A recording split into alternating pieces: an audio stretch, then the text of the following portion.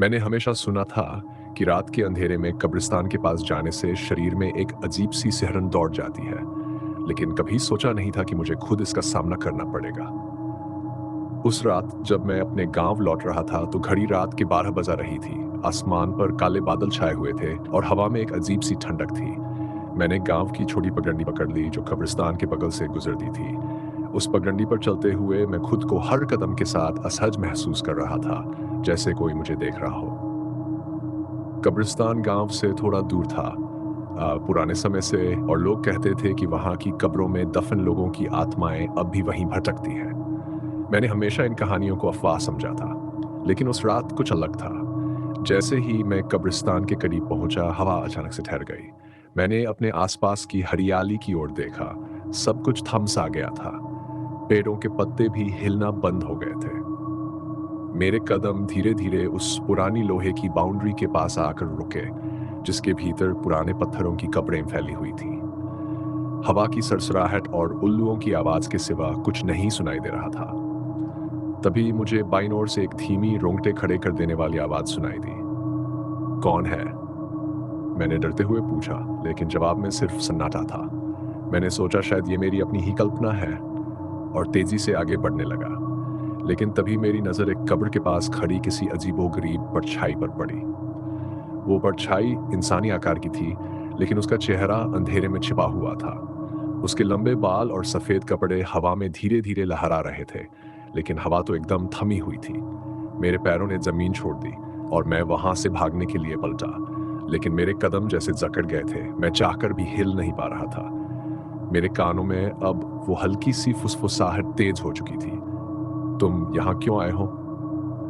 मुझे अब लगने लगा था कि मैं किसी अनजान अदृश्य ताकत की गिरफ्त में हूँ। मैंने अपने चारों ओर देखने की कोशिश की, लेकिन वो परछाई धीरे धीरे मेरे करीब आ रही थी।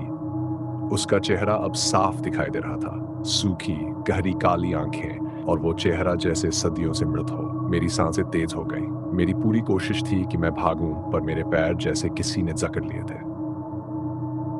तुम यहाँ क्यों आए हो? वही आवाज फिर से गूंजी, इस बार और तेज। मुझे यकीन हो गया था कि ये कोई आत्मा है, और शायद मैंने गलती से उसकी जगह में दखल दे दिया था। डर के मारे मेरा पूरा शरीर कांप रहा था। मैं सिर्फ गांव जा रहा था, मैंने हकलाते हुए जवाब दिया। तभी मुझे लगा कि जैसे वो परछाई हवा में गायब हो गई, लेकिन फिर उसी पल मेरे कानों में एक जोरदार चीख गूंजी। चीख इतनी तेज थी कि मेरा सिर चकराने लगा। मैंने अपने कानों को ढक लिया और जमीन पर गिर पड़ा। मैंने जैसे ही आंखें खोली, मेरे सामने कब्रिस्तान की सबसे पुरानी और विशालकाय कब्र थी। वो कब्र शायद सैकड़ों साल पुरानी थी। उसके पत्थर पर उखड़ी हुई किस्मत के निशान थे। लेकिन सबसे भयानक बात यह थी कि कब्र का ढक्कन धीरे धीरे खुल रहा था। मेरे शरीर में अब और ताकत नहीं बची थी। मैं हिल भी नहीं पा रहा था। कब्र से निकलने वाली ठंडी हवा मुझे जैसे जिंदा दफना रही थी। तभी कब्र के भीतर से एक हाथ बाहर निकला, बेजान, सूखा और कंकाल जैसा। उस हाथ के बाद एक पूरा शरीर बाहर आ गया, लेकिन उसकी आंखें अब भी गड्ढों जैसी थीं। उसका सिर मेरी ओर मुड़ा और वो धीमे कदमों से मेरी तरफ बढ़ने लगा। मेरे दिल की धड़कनें तेज हो गई। मैंने पूरी ताकत से चीखने की कोशिश की है, लेकिन मेरी आवाज मेरे गले में ही घुट गई। वो कंकाल धीरे धीरे मेरी ओर बढ़ रहा था। उसके हर कदम के साथ जमीन कांपने लगी। मुझे महसूस हो रहा था कि ये अंत है। मैंने सोचा था कि अब मैं कभी वापस गांव नहीं जा पाऊंगा। मेरी सांसें धीरे धीरे उखड़ने लगीं, लेकिन तभी एक आवाज सुनाई दी, जैसे किसी ने मेरा नाम पुकारा हो। वो आवाज मेरे बचपन के दोस्त राघव की थी, जो मुझसे मिलने गांव आया था। राघव ने मुझे दूर से देखा और जोर से चिल्लाया, अभी भागो यहां से। उसकी आवाज सुनते ही मेरी जड़ता टूटी और मैं किसी तरह खड़ा हुआ। जैसे ही मैंने कब्रिस्तान से बाहर कदम रखा, वो कंकाल पीछे हटने लगा। उसकी आंखें गहरे काले अंधकार में फिर से डूब गईं और कब्र का ढक्कन अपने आप बंद हो गया। मैं तेजी से भागता हुआ गांव की ओर बढ़ा। राघव मेरे पीछे पीछे था।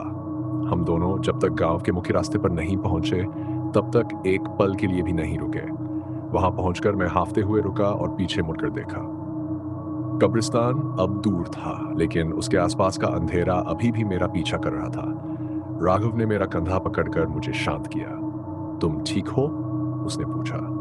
मैंने उसे पूरी घटना सुनाई। उसने मुझे बताया कि गांव के बड़े बुजुर्ग हमेशा कहते थे कि उस कब्रिस्तान में एक आत्मा है जिसे कभी चैन नहीं मिला। वो आत्मा हर उस इंसान को परेशान करती है जो अनजाने में उसके क्षेत्र में प्रवेश करता है। उस रात के बाद से मैंने कभी भी उस पगडंडी से गुजरने की हिम्मत नहीं की, लेकिन वो डर, वो परछाई और वो कंकाल हमेशा मेरे दिमाग में जिंदा रहेगा।